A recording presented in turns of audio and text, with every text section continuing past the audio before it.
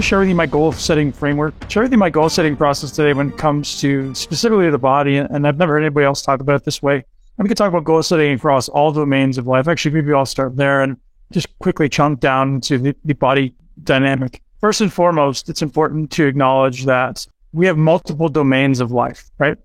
And so the physical body, while being a very, very important domain, is only one of the main domains. And there's a certain number of prerequisites, call it life categories, that need to, or basically boxes that need to be checked in order for most people to be able to commit the time to their body. So if you're someone who's had a challenge in the past, sticking to a plan that ultimately allows you to prioritize your body, there's typically a few reasons, not a large number of reasons, typically very, very small number of reasons that we all have in common.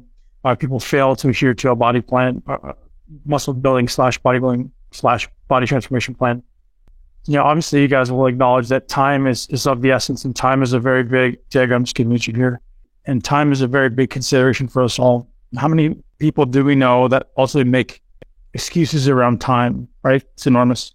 The reality is it's not a time problem. It's a value problem. You guys may or may not know that conversation, but you will always succeed and fail in your goals, or often succeed and fail in your goals, based on whether or not they're in linear alignment with your values. So if you're not someone who's ever consciously become aware of what you value, I suggest you start there. So if you set goals that are out of alignment with your values, you will always fail. Well, I shouldn't say always. Some people can still adhere to a plan, but chances are the goal they achieved will end up being reversed anyways. As an example, you may be able to strictly follow a plan because of your willpower and your discipline, but if you do that and it's out of alignment with what you value, you will always revert back, right? So you always revert back to values and ultimately identity. And identity is a really important part of this, isn't it? So identity is the story we tell ourselves about who we are and how we fit in this world, usually contrived from childhood, often put there by somebody else who isn't us. And if our values and our identity tell us something other than our goals are leading to, we will fall short. And so while this will get to being an objective process that I suggest you adhere to when it comes to transforming your body, building muscle, improving just your health body, right? So when I talk about like the body of health, it's not just the physical body, it's your environmental body, it's your emotional body, it's your spiritual body.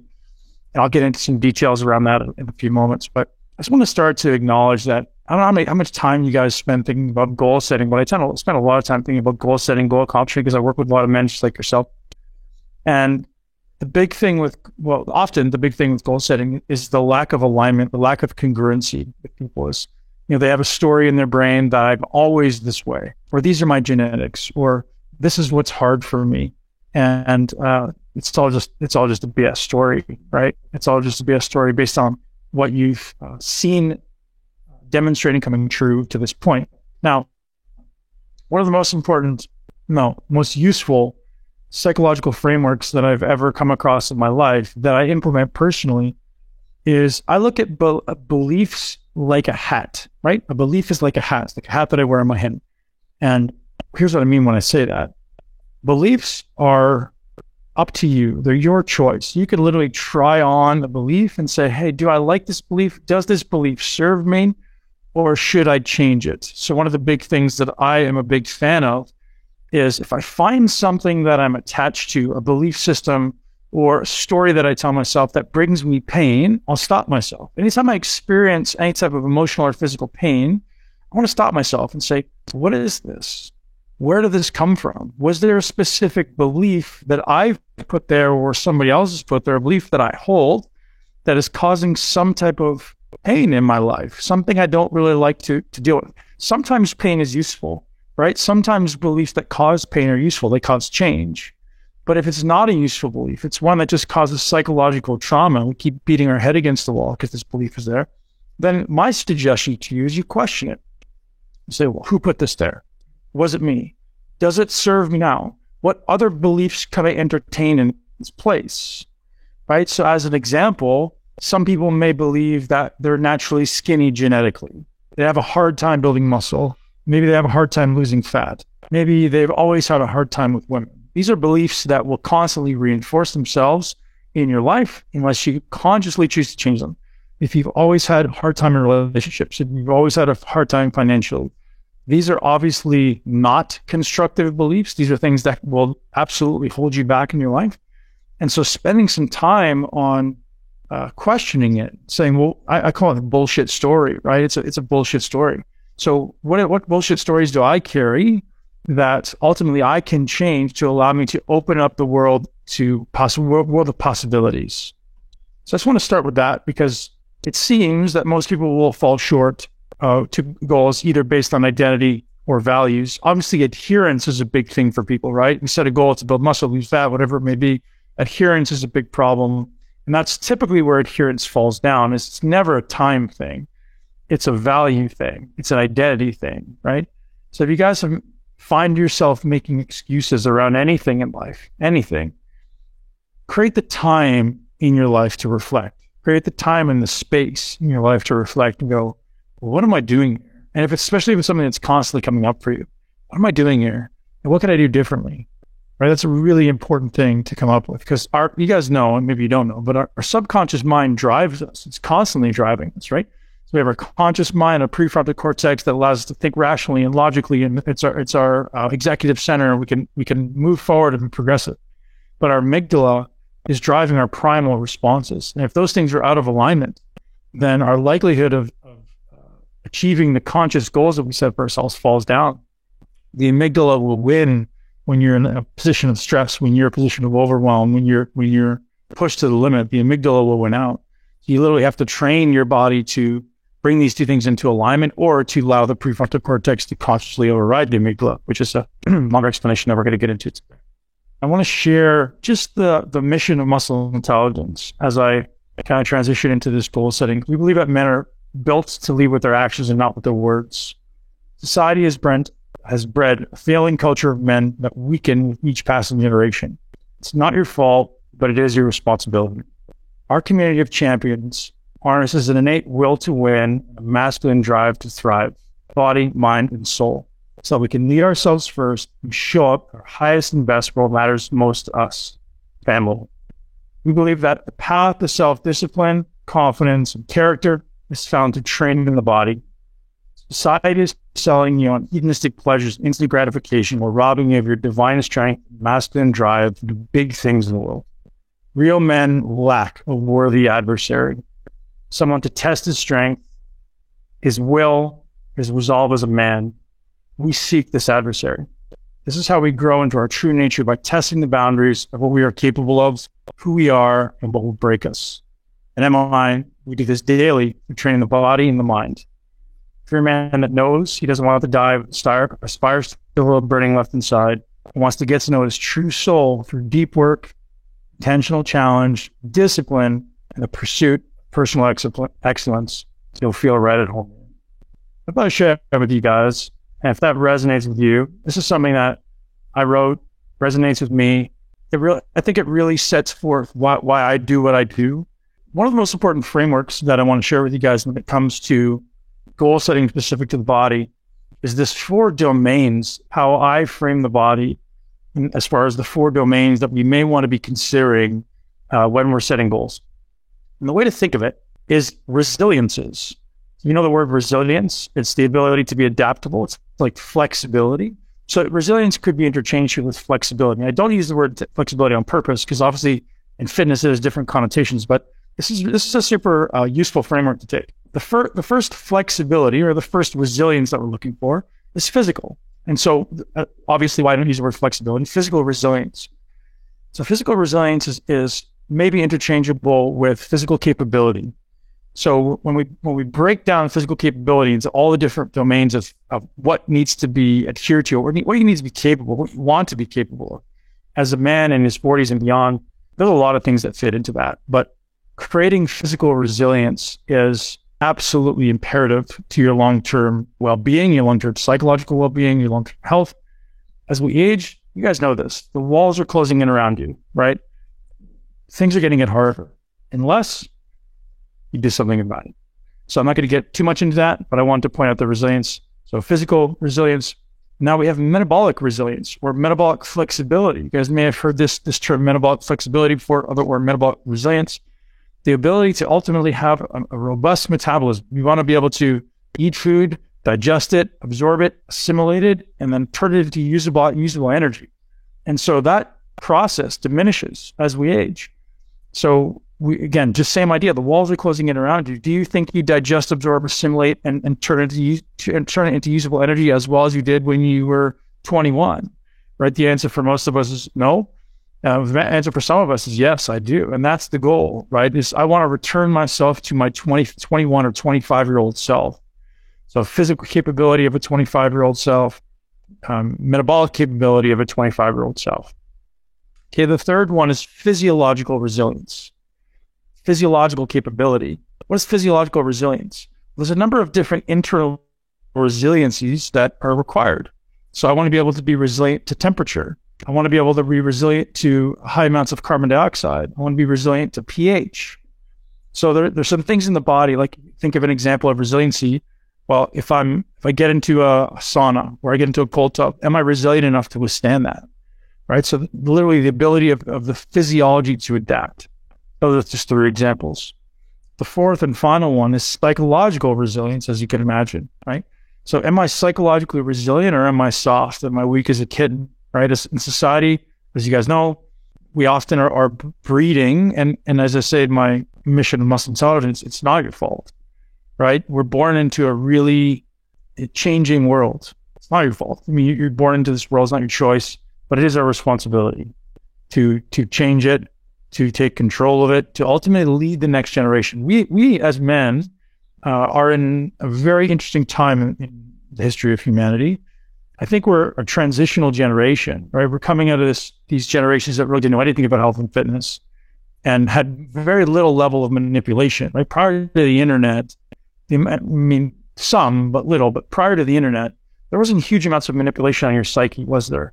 But now, maybe prior to television, there was huge amounts of manipulation to your psyche. But now, kids being born after us, TV, internet, phone, like politics, they're being manipulated in every way possible.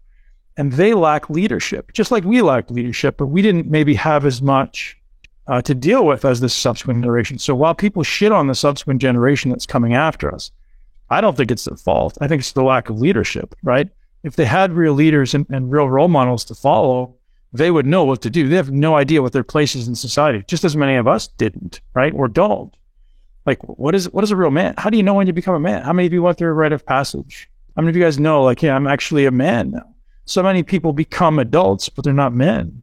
And so what's missing in our society is a clear group of men who can hold each other accountable to, hey, this is what this is supposed to look like, and here's how to do it. And I'm not going to shit on you because you can't, but I'm going to help you through it, right? I'm not going to condemn you because of your lack of capability, but I'm certainly going to walk you through this process, provided you're willing to endure what it takes. And so when it comes to transforming your body, these 4, or maybe your life, these 4 resiliencies are the way we should be framing it. So if you could be honest with yourself and ask yourself, relative to where you were maybe at your peak in your life. So let's all rewind back 10 years from today. And we say, okay, where was I 10 years ago? So personally, I was 31 years old, not 41. I was 31 years old, probably actually just getting off the stage at the Arnold Classic. So how am I now compared to then? The Arnold Classic was either this weekend or last weekend. So how am I compared to then? I'm healthier, psychologically more resilient, physiologically more resilient. My fitness would be different. And I would say certainly better. You know, certain things are better. Certain things maybe are not as good. Strength-wise, obviously, I'm not the same. But health-wise, I'm better. So comparing myself to who I was 10 years ago, I think I'm better. And I don't hope. I'm going to be able to say that in 10 years when I'm 51, in 20 years when I'm 61. Am I better than I was 10 years ago? Am I better than I was at 31? How about if we compare ourselves again 20 years ago? Where are you from there? So if you're someone who's seeing any type of gradual decline from 10 years ago or 20 years ago, here's an important message for you. It's going to get worse. It's going to get faster, right? We know that after the age of 50, it's a precipitous fall. It's a very quick decline. 50, 55 for different men. So it starts to fall quickly. So we have to be super aware of, well, what is the process? How do I ultimately improve my resiliencies in all these 4 areas? But guys, don't neglect any of them. One isn't more important than the next. So once we identify, the first part of identifying where we are in our life is an assessment, right? There needs to be a pretty detailed assessment. Like, how can I assess myself physically? And I think the simplest one is, again, maybe when you're 21 or 31 or 10 years, 20 years ago, isn't a good example for you. But what would it look like to compare yourself against someone in good condition 10 years ago and 20 years ago, right? Where would you add up? And if you're not where you want to be, if you're not where you should be, then it's worth taking action. It's worth taking diligent action. And some excuse or reason came up on your mind. Mark that down. I want you to write down what that reason was. Like, hey, well, here's why I can't be as good as I was 10 years ago. Here's why I can't be as good as I was 20 years ago. Mark it down. And ask yourself, is it legitimate, right? Or is it not? Because some reasons are legitimate, right? Like, hey, man, I'm physically not capable. I blew out this body part, or, I'm physically not capable of doing the same thing, but I could definitely optimize what I am capable of.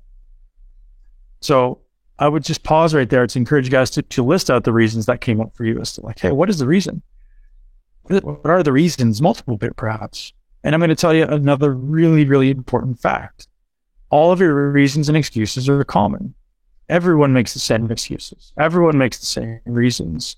Everyone ultimately fails for the same reasons. It's a very small number of reasons that allow us to fall short or have us falling short, right? Your challenges are common.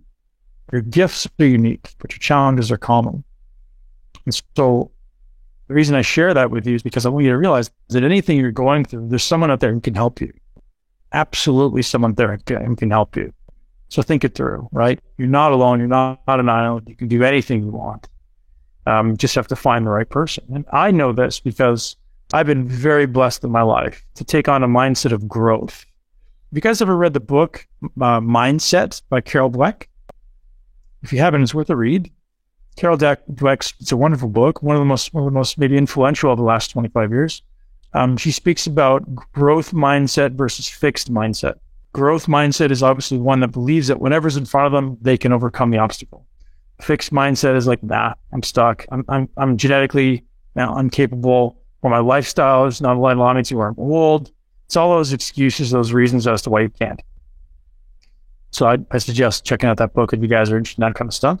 One of the things that significantly impacted my life, you guys may have heard my story. In 1998, I was 17 years old. I went to the Mr. Olympia contest with my dad. I was 155 pounds, same height, 5'10", 155 pounds. And I went to the Mr. Olympia contest. In the first year, Ronnie Coleman won his Olympia in 1998, New York City. Remember it like it was yesterday. And in that moment, I made the decision that I was going to become Mr. Olympia. I decided I wanted to be a professional bodybuilder. I don't know that I said I wanted to be Mr. Olympia. And the reason why I bring that up is because from that moment forward, that was the standard by which I judged myself. So while I progressed and everyone's like, man, you're huge. You want to get bigger. I was 18. Like, oh, you're huge. You put on 50 pounds. Oh, you're huge. You put on 100 pounds. Until I looked like one of the guys in the Olympia stage, I didn't even look up. I didn't look to compare myself against the guys in the gym. I didn't look up to compare myself against the guys even in my country. Like, until I look like the guys in the Mr. Olympia stage, I'm not there. And so why I think that's relevant is because what I created for myself, unknowingly to me, was a world-class standard and a deadline. So I set myself very specific deadlines. So I said, when I'm going to turn 25 and get my pro card, by the time I'm 30, I'm going to be Mr. Olympia. I'm sharing this with you if it didn't come true, but we're close. By the time I'm 30, I'm Mr. Olympia. By the time I'm 35, I'm going to retire. So I got my pro card by 26. So I was a year late. I did my first Olympia by 30. Actually, I qualified for my first Olympia before I was 30, but I didn't do it. And I obviously didn't get any Mr. Olympias, but life had better plans for me, right? I think I accomplished a lot in that sport. I don't share this to boast or brag. I just share it to acknowledge the thing that allowed me to accomplish something greater than everyone else around me thought, was standard. And there was just no looking up. There's no stopping until I got there. I know a lot of you guys hold yourself to a high standard now, but consider your standard in all of your goals. And your standard often is to do with who you surround yourself with.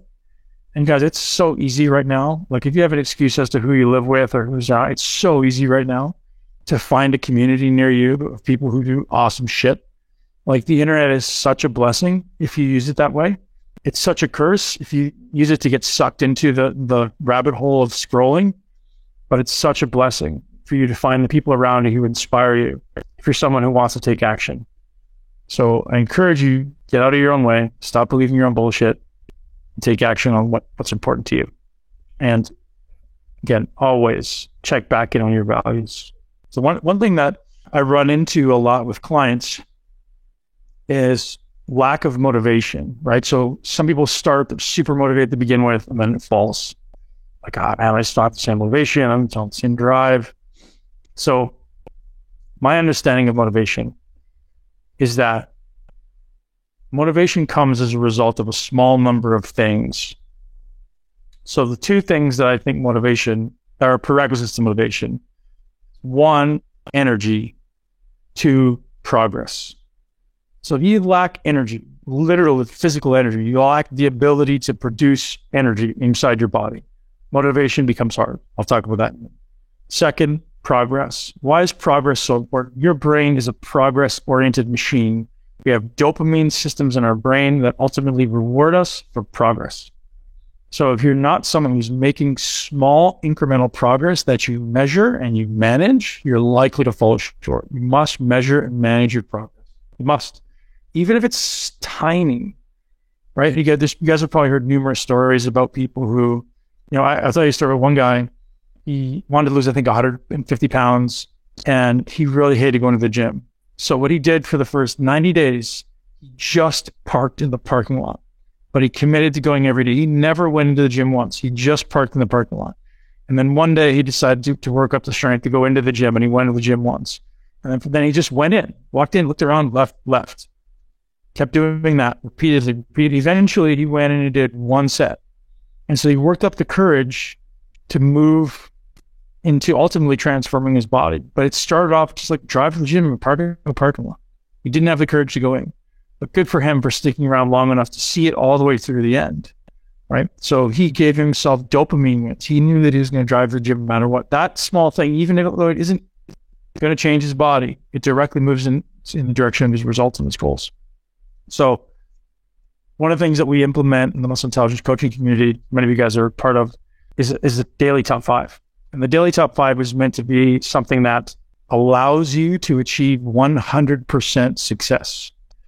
So the daily top 5 is 5 daily habits, tiny habits. Well, they could be big for some people and small for others, that allow you to, if you check these 5 boxes every day, we know that you're going to achieve your goal. So one of our values in Muscle Intelligence is 100% success. What 100% success means is that it's our job as coaches to establish the top 5 priorities for you every day. It's actually every week we do it. We do it once a week, and you have that habits for the week. And then we check in with you. All you have to tell us is, yes, coach, win, check mark. And we know it's our goal. We know we've accomplished our goal. So if you start stacking wins and you put together 10, 20, 30, 60 days in a row of these top 5 habits, we guarantee results. We guarantee progress, right? So it's not complex. Certainly knowing what the top 5 is can be complex, but doing small things is not complex, right? Top 5, an example of some top 5s for you guys. 5 minutes of meditation when you wake up. 3 minutes of gratitude before your feet hit the floor. Liter to 1.5 liters of water before you consume anything. I like to say 5,000 steps before you eat anything. I like to say no electronics 2 hours before bed. Again, there's so many different ones, right? But it's what's important for you, right? Those are just examples, but it's what's important for you. So if we look back at the resiliencies and we say, well, which of these is the biggest challenge for you, right? Is it physical capability? Is it metabolic capability? Is it physiological capability? Is it psychological capability? If any of those are deficient, then we're going to do something specific to that to allow you to be exposed to those things, to get better at it, right?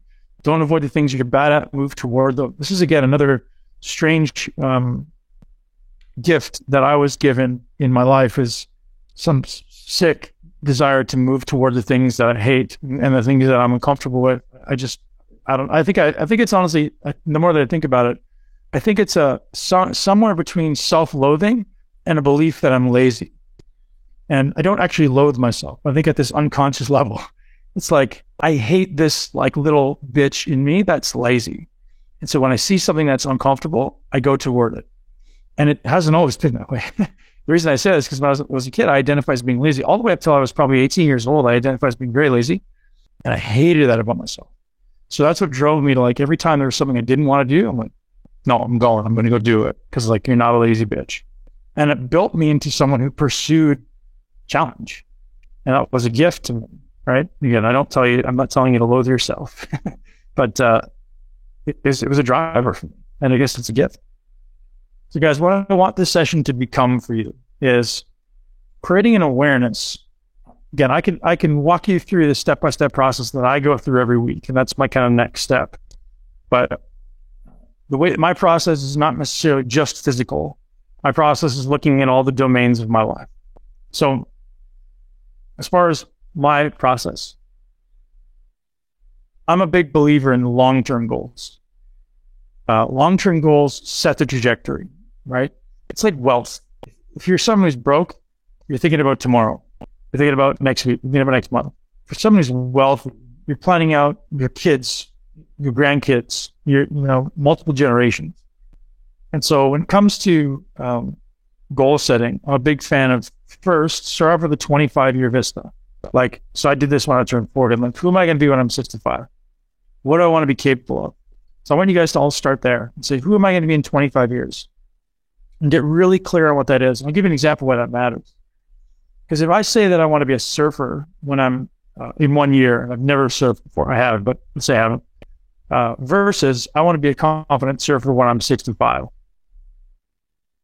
How does that change the pressure I put on myself, the demands I put on myself, and how I approach surfing?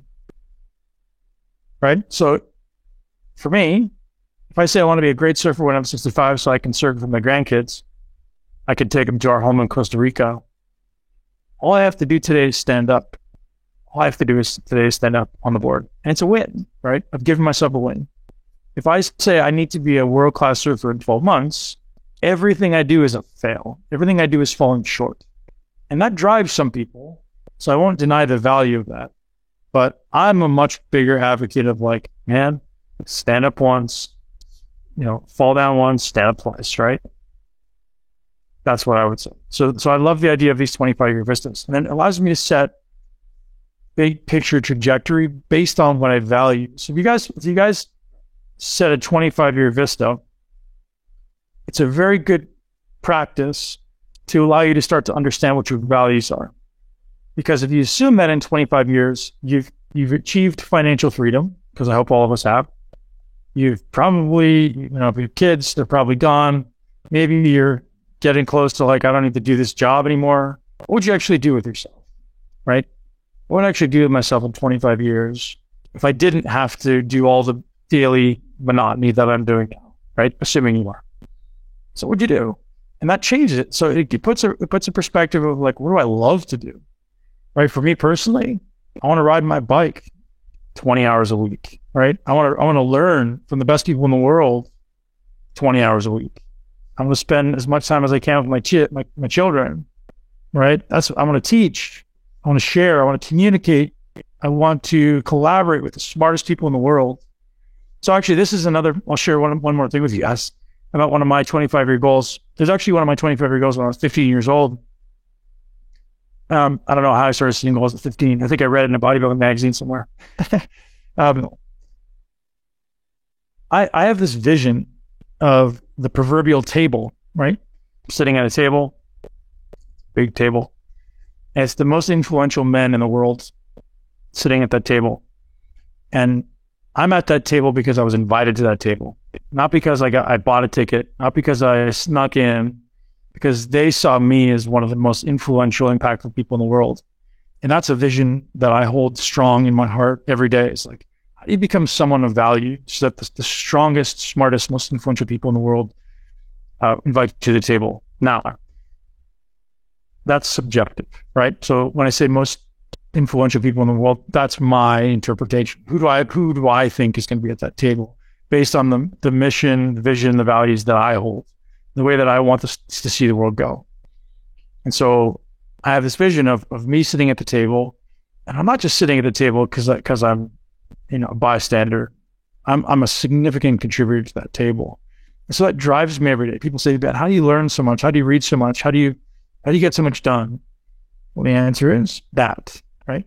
Because I know there's someone out there working harder than me, for sure. I know there's someone out there who's smarter than me. There always has been, there always will be. I know there's someone out there who's more capable than me, someone out there who's probably more gifted than me, right? Maybe they have better opportunity.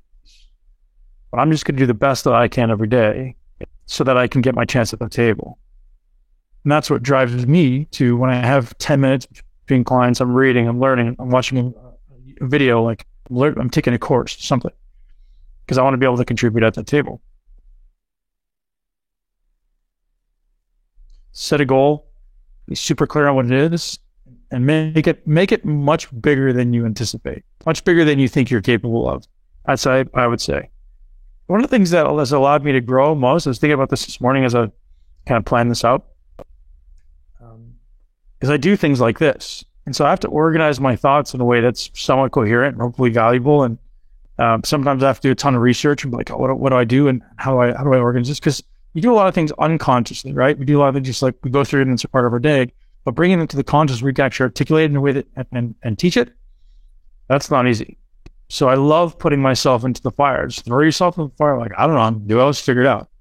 Right? That's kind of been an approach I've taken my entire life. No idea how I'm going to get there. But I'll give you a final metaphor on my life. I was 24. Never skied or snowboarded in my life. So what do? I go to the top of the highest gondola at Whistler, which is a really big mountain in Canada. And I had a snowboard. Really sore ass when we got to the bottom. And we got there. It took me a long time. But that's just like, you get to the top, you got to find your way down, right? By the time I got to the bottom, I was capable. I was very capable. That's the example. Sometimes you just got to throw yourself in the fire. Here's my weekly goal setting process. So I gave you my 25-year vista. And then so within that, I have domains of life, right? The domains that are important to me now, and we change over time, but the domains that are important to me now: family, finances, fitness. Obviously, there's many other ones that are subcategories. We'll start with those. Keep it simple for you guys. Right? Family, finances, and fitness. So in each of those areas, so you can say profession, you could say vocation, you could say passion, you could say joy. One of the things that I curated in my life, which I think is very important, is curating joy.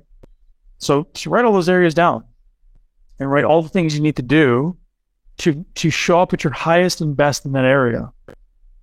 So it may be worthwhile for you to write out, who am I when I'm at my best for my family? Who am I when I'm at my best financially? Who am I when I'm at my best as far as my fitness? At your best. Who are you every day? How do you show up every single day? What's your attitude? What's your energy? What's your commitments? What's your follow through? Ask those things. And then just create a map for yourself, right? What are the daily executable habits that you can do to follow through? Thanks for listening to the Muscle Intelligence Podcast. For full episode guides with important takeaways and bonus resources, head over to muscleintelligence.com/learn.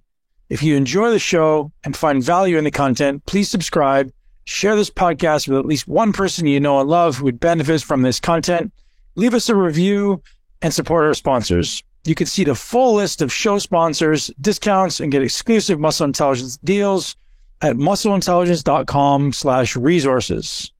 To join our private community and get VIP access to my masterclasses, upcoming muscle camps, and other resources that we don't post anywhere else, head to muscleintelligence.com/community. Most of all, thank you very much for your trust, for your time, and most importantly, for supporting health and fitness in this world. Enjoy your day, and I look forward to seeing you here next week. Thank you so much for tuning into Muscle Intelligence. If you enjoyed today's episode, please be sure to share it with at least one person you know. Make sure you're subscribed so you never miss an episode. This podcast is for information purposes only. The statements and views on this podcast are not medical advice. This podcast, including Ben Pekulski and the producers, disclaim responsibility for any possible adverse effects from the use of information contained herein. Opinions of guests are their own, and this podcast does not endorse or accept responsibility for statements made by guests. This podcast does not make any representations or warranties about guest qualifications or credibility. This podcast may contain paid endorsements or advertisements for products or services. Individuals on this podcast may have a direct or indirect financial interest in products or services referred to herein. If you think you have a medical problem, consult a licensed physician.